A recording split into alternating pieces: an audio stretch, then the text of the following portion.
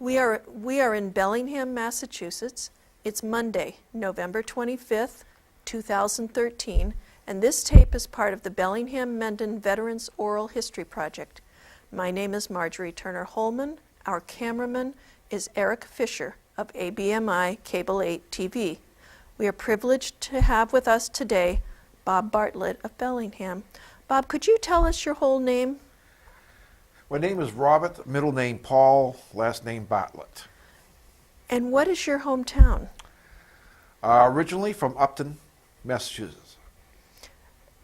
I moved into Bellingham in 1976 after I got married. Okay. And do you have any family members besides yourself who served in the military? My father was in the Navy during World War II, during the Pacific Campaign. He was stationed on the USS Pasadena, and he is in charge of the radio room. And he ended up getting discharged after the war as a petty officer, second class. Mm-hmm. And any other family that served in the military? The only other person goes way back. My great-grandfather fought in the Spanish-American War in Cuba with Teddy Roosevelt. Oh, okay. All right. Now, are you married? Yes, I am. I have my wife, Kathleen, of 38 years. And children? I have 3 children, all grown up. I have Tracy, who's age 36. She lives in Worcester. My daughter, Amy, and her family live in Milford. And my son, Timothy, which still lives in Bellingham. Okay.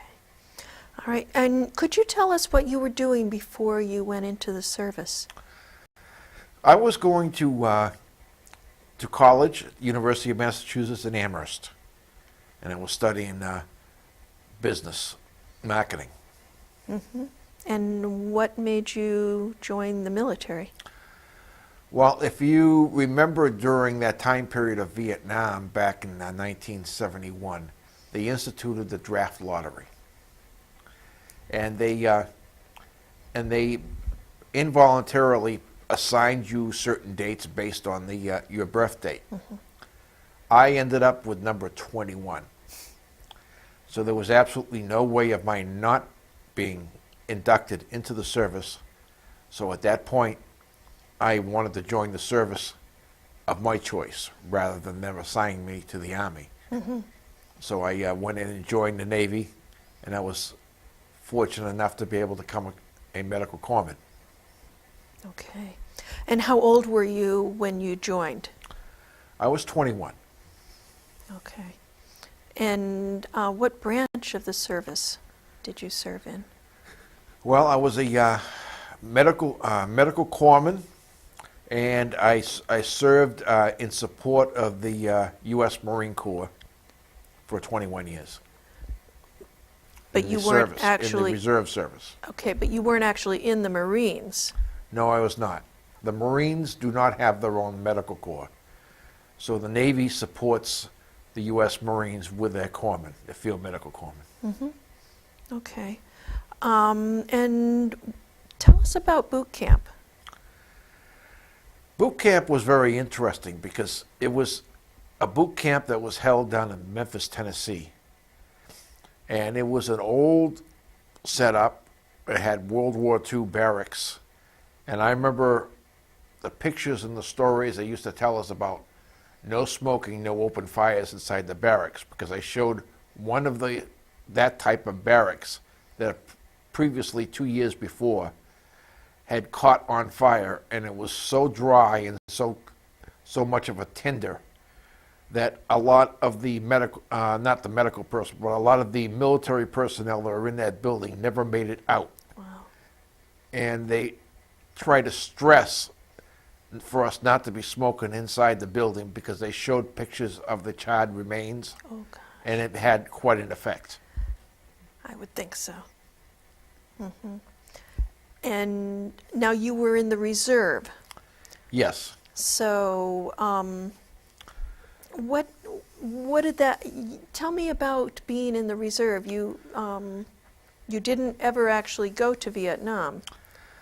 No, I signed up for the reserves at the Worcester plant at the Plantation Street building for the Navy Reserves, and by signing up with the reserves, after I went through my on-the-job training, which involved boot camp, then corpsman school, which was in Great Lakes, Illinois, and then they sent us down for OJT down at the Portsmouth Naval Hospital in Norfolk, Virginia. What are those initials stand for? On-the-job training. Okay. It gave us training for actual medical care of patients within a hospital. And after I completed that stint, I was sent down to field medical training down in Camp Geiger and Camp Lejeune, North Carolina. I was fortunate in that a lot of the people that were there received orders upon their graduation to report directly to units in Vietnam. Since I was a reservist, my orders had already been cut for me to return to Worcester and report to the regimental headquarters for the Marine Corps in Worcester.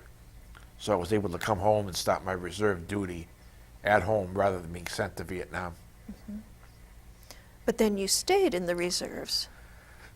Yes, I remained in the reserves. You never, unless you re-enlist to become an active duty person, you remain in the reserves.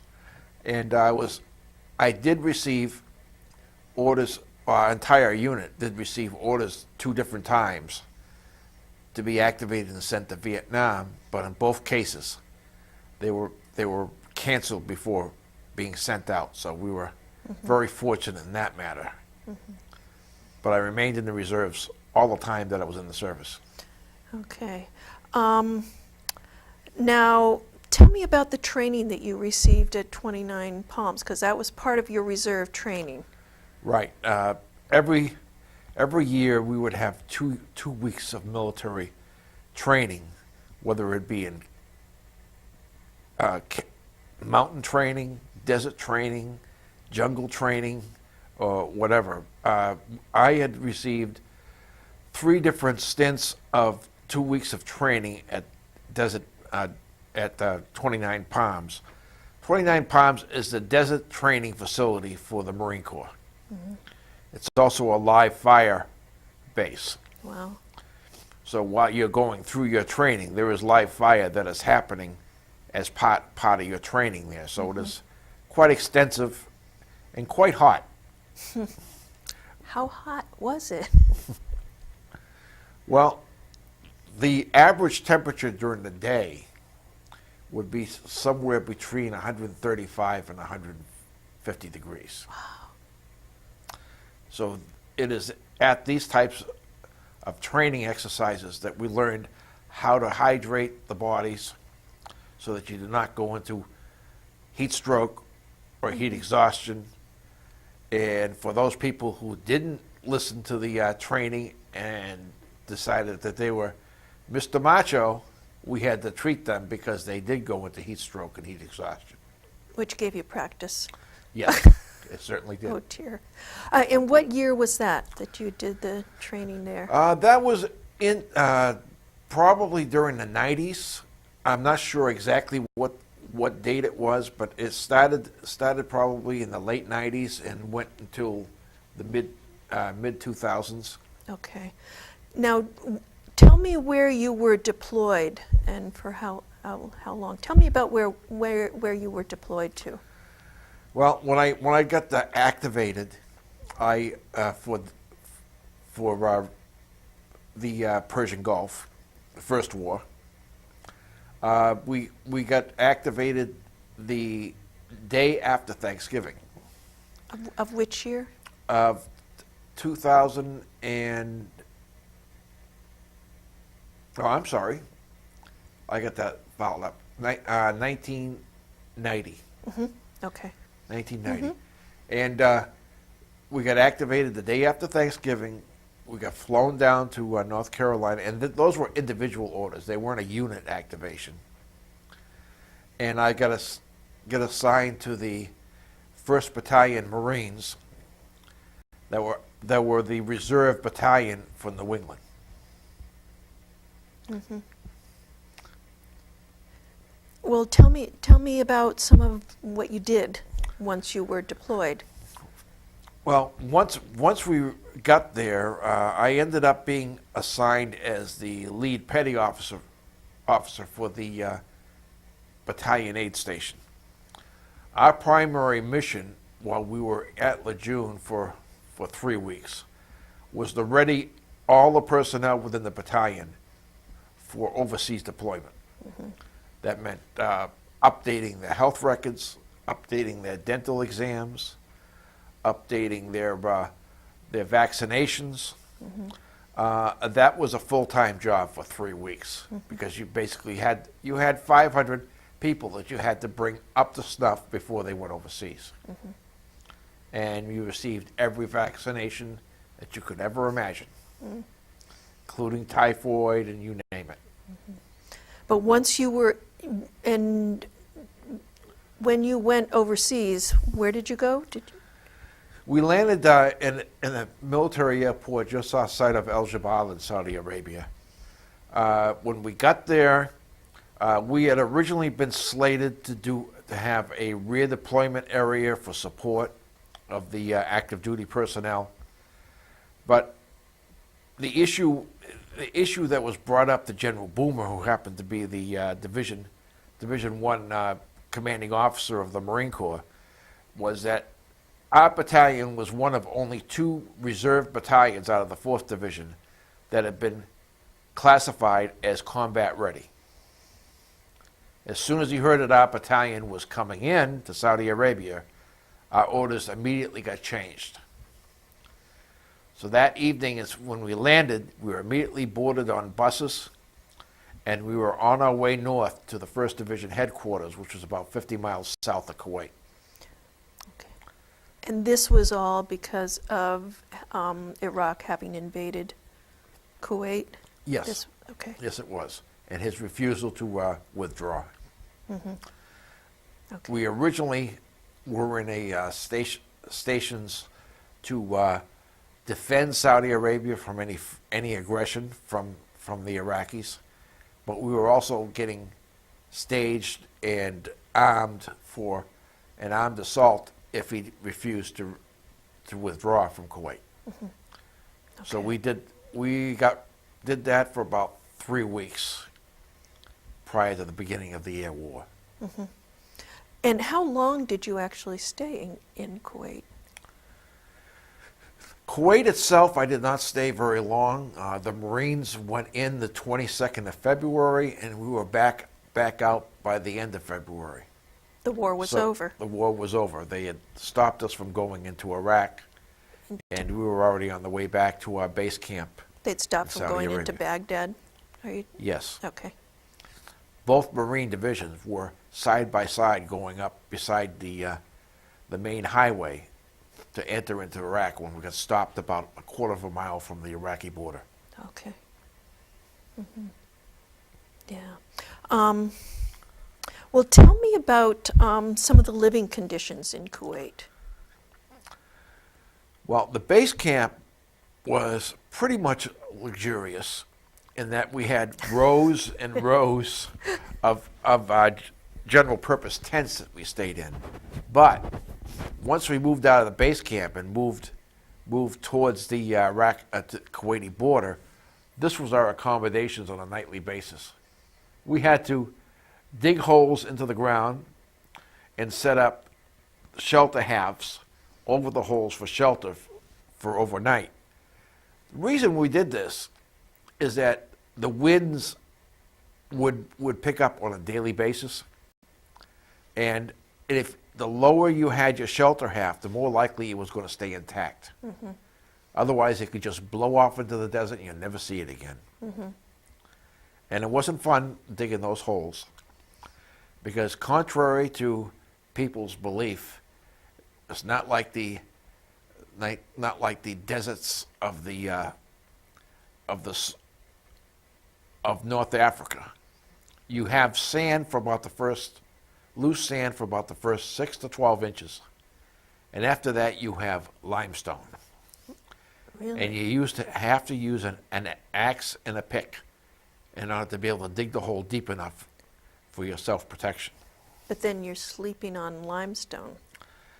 Yes, you are. That sounds hard.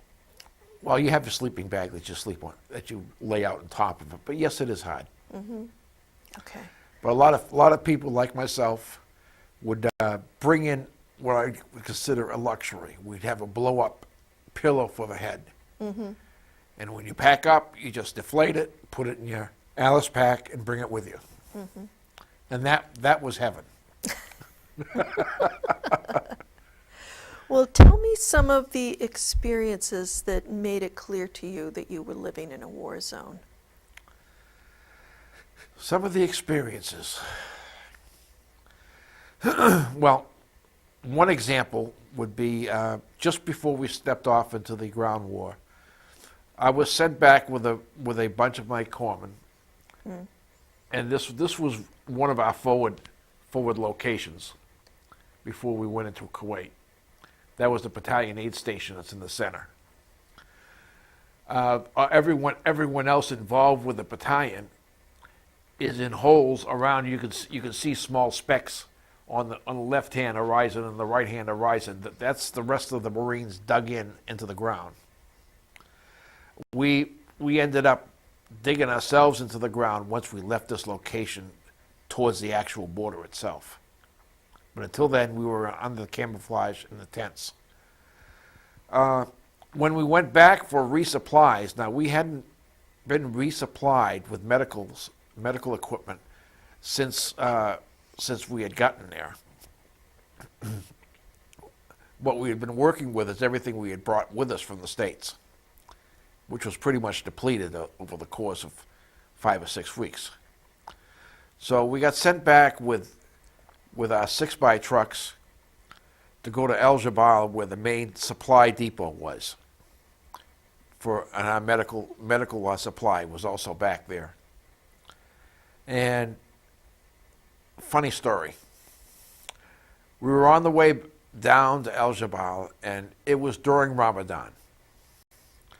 And the Saudis are very, very strict of what can and cannot be done during Ramadan. So we were about 2/3 of the way down to El Jabal, which is about 125 miles south of where we were.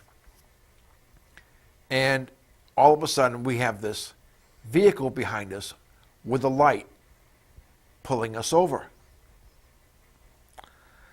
So we pulled over and everything. Now, this was after the air war had already started. So at that point, we had all our weapons with us. They were loaded and on safe and sitting at our feet.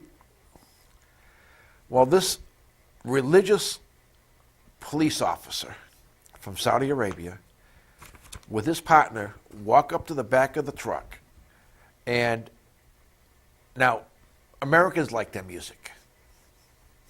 And we brought with us a boombox, and we were playing a tape on the boombox.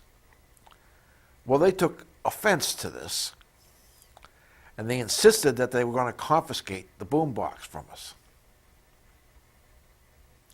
Didn't happen, because when we picked up all our weapons, they got into their car and they took off the other way so fast that all you could see was a dust storm. And we had a good laugh over that. But there's one thing we were told: the Saudis may be our allies in the war, but don't trust them. And it was true. Because they had a listening post outside of division headquarters, and we weren't sure what they were doing there until we had one of the Marine Spider patrols dig a tunnel down underneath the listening post and start listening to what they were saying. And they were listening in, trying to get information from the division headquarters. Well, they were very surprised when the Spider Patrol popped up through the ground in the middle of their tent. And they were moved 10 miles down the road. What do you think they would? Well, that's. We were there to help protect their country, but they still had they still had the same issue of us being American and there being Arabs. Okay. And they didn't trust us, we didn't trust them. So the best way to maintain civility between the two different military areas was to maintain the distance. Well, tell me some more about, you were there during the armed conflict, but how, I mean, there were prisoners of war, you dealt with injuries. Right. Our main function while we were in the ground war was we split up into two different medical groups. One was to take care of the prisoners of war, the Iraqi prisoners of war that were being captured by the Marines, and the other one was to maintain the medical support for the Marines as they were going through their normal military maneuvers. I was involved in the medical support where they had the Iraqi POWs, and they were very, very appreciative of anything you did for them. But at the same time, we weren't just treating the POWs. We were also involved in going out in patrols into the oil fields, which was right beside us, and looking for any stragglers, addressing any attacks that may come towards us, looking for bunkers. So we were actively in a combat role as well. Well, you talked about you could hear tanks coming in the desert. There was. We were dug in one night, like you saw there with the tent on the ground. Except when you're in a combat role, the tents, the shelter halves, the covers just don't happen. So you're down in the foxhole, and there's two for a foxhole, and you set up a defensive perimeter during the evening. Well, this one particular night, we were facing in towards the Greater Bagan oil field, and we could hear tanks in front of us. Now, the only tanks that are going to be in front of us is going to be Iraqi tanks or Soviet tanks that they've gotten for Iraq. And suddenly, we could hear behind us more tanks. And we weren't sure, but it sounded as if we were in the wrong place. And as it turned out, they were A1 Abrams behind us that were in full speed assault into the oil fields towards this other tank brigade. I would have to say that particular instance was probably the most scary incident of the entire war for me, because I ducked and a tank track went right over my head, right over my foxhole. Didn't have any spare clothes, but I tell you, there was a little bit of rinsing that happened the next day. That was a scary situation when you're seeing a large size A1 Abrams. I don't know if you've ever seen them, but they are huge. And you see this track that's about 3 feet wide going right over your head. That's when you were happy that you were dug into limestone, so it wouldn't sink in. Wow. Goodness. Well, you've told me some funny stories, but we have another picture of something that was pretty funny that I know amused you. So tell me something else that there was there. Yes, tell us about this picture. When we had first moved out of the main base camp and were setting up for the assault in the intermediate camp, which you saw a previous picture of, where the BAS, the Battalion Aid Station, was in a tent and all the Marines were all dug in. That was prior to going to the sand dunes where we were breaking in. We were trying to amuse ourselves. And when you had to go to the bathroom in that type of situation, you end up digging a hole, doing your business and then having to fill it up again. Well, we decided we wanted a little bit of luxury out there. So we had some fun. We filled a bunch of sandbags, and we made ourselves a lounge john. Sandbags that had the backrest, had the armrest, a cup holder, magazine holder. So what you saw there was a sandbag generated lounge chair over a hole for a toilet that we were using out in the middle of the desert. And it was sort of a very, very unique situation. And that's a lot of the people that you saw in that picture were involved in the digging and the setting up of the sandbags and everything. And we'd just go out in the middle of the desert and sit down in the chair, read a magazine, and do what we had to do. We set that up as an enlisted toilet only. We had several officers that wanted to partake in our lounge chair, but we refused to let them in. Listed only. Oh, golly. Well, now you had some interesting POWs. You learned some things when you worked with when you encountered the POWs that you treated. Tell us a little bit about that. One in particular, well, we had thousands of POWs. They were coming in by the hundreds at a time. But this one particular Iraqi officer came up and introduced himself. And he spoke perfect English. So we started getting the story from him. He was a doctor that works in Chicago in the emergency room in one of the major hospitals in Chicago. But he had his mother and father that still lived in Iraq. Well, when he went back to visit his mother and father, they refused to let him go back home, and he got inducted into the Army as a doctor. So he was stuck in not only the Iran-Iraq war, but also in the war that we were currently in, as being a doctor for Iraq. So we immediately asked him if he would like to come and work with us, and we would make sure that he would be able to return back to the United States. So he was overjoyed. So he worked with us as a doctor, and he was perfectly qualified, being an emergency room doctor for trauma medicine. And he had a good time. We kept him out of the POW area.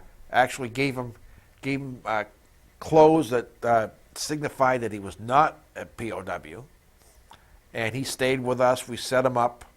And when we finally went back to Saudi Arabia, to our base tank, he came back with us, and arrangements were made for him to be air flighted out to the nearest airport to be sent back home. Wow. But he was extremely happy to see us. I'll bet. You made reference to the Iran-Iraq conflict, and you talked about some of the things that you treated, not only illnesses, but you also talked about injuries. We were treating wound injuries that originated from the Iran-Iraq war, which were never totally treated properly. We had Iraqi soldiers coming in with gangrene that was a result of improper treatment during the Iran-Iraq war. Mm-hmm. And they were still in the service, because once they got in the service, there was no getting out. But we found that we had to do a lot of major trauma medicine for them, and then send them back for further hospital treatment, because they were never properly treated by their own Iraqi armies.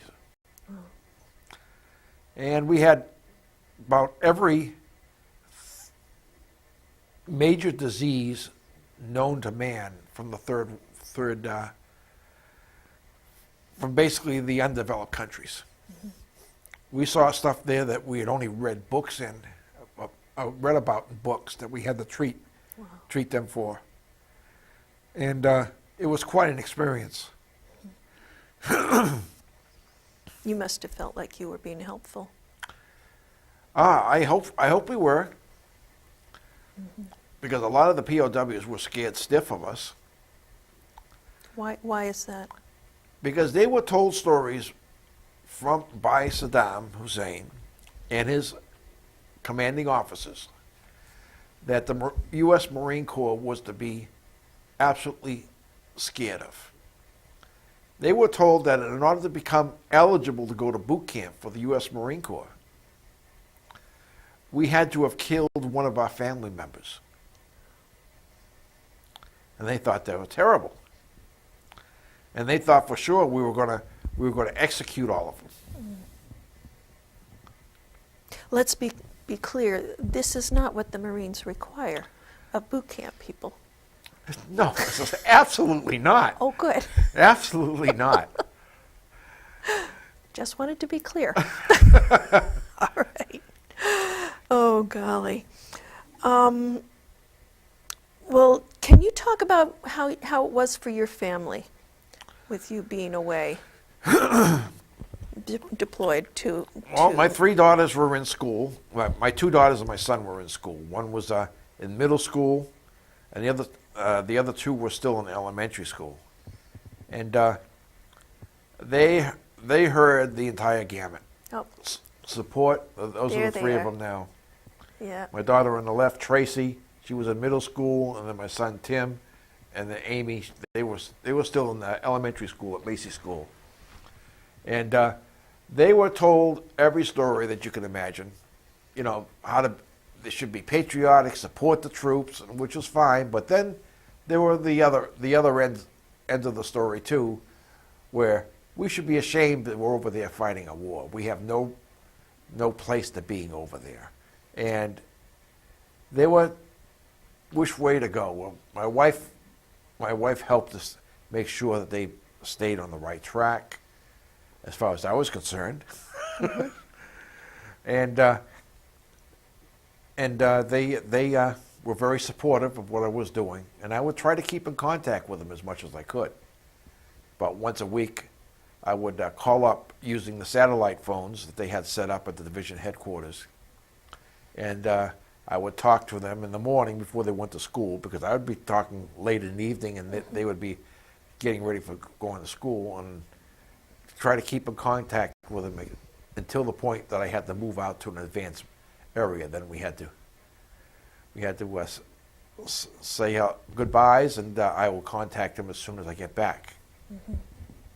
Now, you said something about your enlistment came up, or that your 20 years came up while you were deployed? Before we stepped off into one of the advanced areas, my enlistment came to an end for 20 years. And I had not re-upped for another two or 4 years. So I went to the colonel of our battalion, and I says, "Colonel," he says, "my enlistment just expired today." He says, "When can I have a plane to go back home?" And he just looked at me and chuckled and says, "This is wartime, son." He says, "You were involuntarily extended 4 years yesterday by my signature." Mm-hmm. But it didn't end up being 4 No, years. it wasn't. It was just during the conflict, and I stayed in the reserves for about 1 more year. Then it was time for me to retire, because I wanted to be home for the kids. Mm-hmm. They were going into high school, a lot of activities they were going through, and I felt as if 21 years was enough time. Mm-hmm. Okay. Now, you mentioned Macy School that your children were at, and you talked about some of the letters and a tape that they I sent received you. a packet of letters from a couple of the classes at Macy School, and the corpsmen that were with me were enthralled with the letters. So they were each taking 3 or 4 letters, and they were responding back to the letters. And they were having a good time doing that. But included within that packet, at the time, Mrs. Packard was the principal of Macy School. Annette Packard. And they had a special concert at the school that ended up being dedicated to me being out in the Persian Gulf. And it was a cassette tape with a concert, and they went through the whole thing, you know, saying that this is being dedicated to you, and they had all the patriotic songs. And I would play that on that boom box that I told you about earlier, and other guys that were with me would start crying. It was an absolute shock to them that I was able to get something like that from my hometown. And I still have that tape. I never got rid of it. I showed it to you the other day. And the letters. Yes. Yeah. Yeah. That was amazing. Well, could you tell me something positive that you've taken from your military experience?